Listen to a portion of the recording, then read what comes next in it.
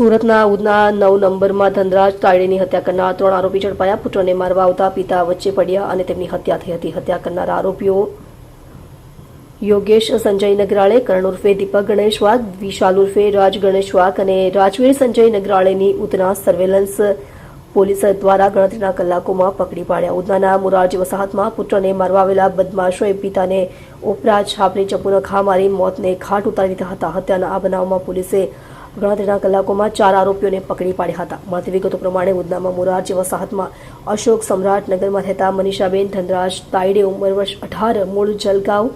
તેઓ મજૂરી કામ કરે છે. 1.5 વર્ષની જૂની અદાવતમાં ખેલાયો ખૂની ખેલ. 1.5 વર્ષ પહેલા તેના ભાઈ વિક્કી ઉર્ફે લક્કીનો કરણ વાઘ સાથે કોઈક બાબતે ઝઘડો થયો હતો, જે મુદ્દે વિક્કીના વિરુદ્ધ મારામારીની ફરિયાદ પણ નોંધાઈ હતી, જે કેસ હાલમાં કોર્ટમાં ચાલુ છે. જેની અદાવત રાખી ગત રાતે કરણ તેના મિત્રો યોગેશ, રાજ અને રાજવીર સાથે મળી વિક્કીને મારવા તેના ઘર પાસે પહોંચ્યો હતો, જેની ભનક આવી જતા વિક્કી ભાગી છૂટ્યો હતો. બીજી તરફ મહોલ્લામાં બૂમાબૂમ થતા મનીષા અને તેના માતા પિતા બહાર જોવા ગયા હતા. સુરતના સમ્રાટનગરમાં રહે છે આરોપીઓ. તે વખતે કરણ આની મંડળીએ ધનરાજભાઈ સાથે ગાળાગાળી કરી હતી અને બાદમાં કરણ અને યોગેશે ચપ્પુના ઉપરા છાપરી ઘા મારી દીધા હતા. ગંભીર ઇજાના કારણે 60 વર્ષીય ધનરાજભાઈનું મોત થયું હતું.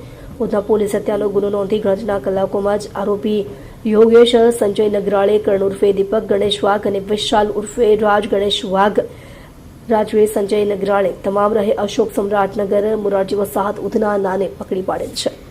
જોતા રહો શ્રમિકો કી આવાજ ન્યૂઝ ચેનલ. રિપોર્ટર શ્રીરામ સિરસાટની સાથે. શ્રમિકોને કોઈ પણ સમસ્યા હોય તો ઉધના 3 રસ્તા વિમલ ગાર્મેન્ટ્સના ઉપર ઓફિસ પર સંપર્ક કરવો.